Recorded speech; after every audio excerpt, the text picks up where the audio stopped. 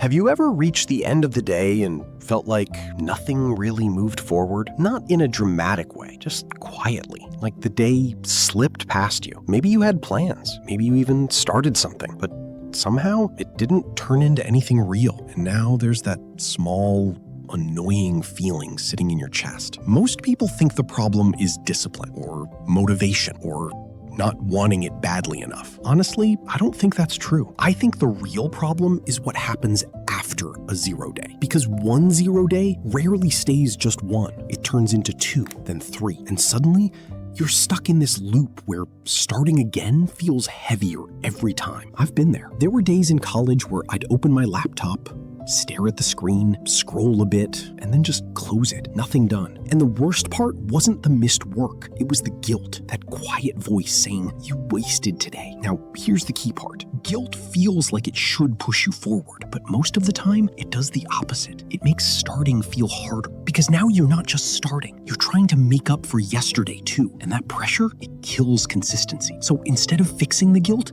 we avoid it. We scroll more. We distract ourselves. We promise we'll do better tomorrow, and the cycle repeats. Think about this for a second. What if the goal wasn't to have perfect days, but simply to never have a 0 day? Not perfect, not productive in some intense, exhausting way. Just not 0. That's it. A 0 day is a day where you did nothing towards something that matters to you. So the opposite isn't a huge achievement. It's just something small, almost too small to take seriously. But that's exactly why it works. Let me explain. Say you're trying to study more. A 0 day is skipping completely. But a non-0 day, it could be reviewing notes for 5 minutes, reading 1 page, solving 2 questions. That's it. And yeah, it feels almost pointless. What's 5 minutes going to change? But here's the shift. It's not about the result of that one action. It's about protecting the habit of showing up. Let that sink in, because consistency isn't built on big days. It's built on days where you didn't feel like it and still did something small anyway. I remember one time during exams, I was completely drained, couldn't focus, didn't want to study at all. Old pattern would have been skip the day, feel bad, try again tomorrow. But instead, I told myself, just open the book. That's it. No pressure to study for hours. No expectation. Just open it. And I ended up reading for maybe 10 minutes. Not impressive, not productive in a big way. But it wasn't a 0 day. And the next day, starting felt easier. That's the part most people miss. Small actions don't just move you forward. They reduce resistance for the next day. Because your brain doesn't see it as starting over. It sees it as continuing. So the framework becomes really simple. First comes the guilt, that feeling that you didn't do enough. Instead of fighting it or ignoring it, you respond with a small action. Not a big plan, not a full reset, just something small enough that you can't really argue against it.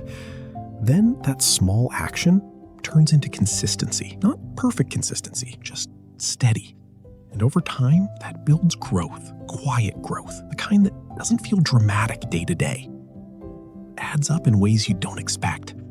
Now, here's something important. This only works if you lower your standards for what counts. If your brain still thinks it doesn't count unless I do a lot, you'll keep falling back into 0 days. So you have to redefine progress. Progress is not intensity. It's continuity. Even one small action keeps the chain alive. And there's something surprisingly powerful about not breaking that chain. It gives you a sense of control. Like, even on messy days, you still showed up. And that builds trust with yourself. Slowly, quietly, but it builds. Think about your own routine. There's probably something you've been putting off. Studying, working out, learning something new. And maybe you're waiting for the right mood to start again. But what if you didn't need the right mood? What if you just needed a non-0 day? No pressure to fix everything. Just don't let the day go completely empty. Even a tiny step counts, especially a tiny step, because it keeps you in motion. And staying in motion is a lot easier than starting from 0. So tonight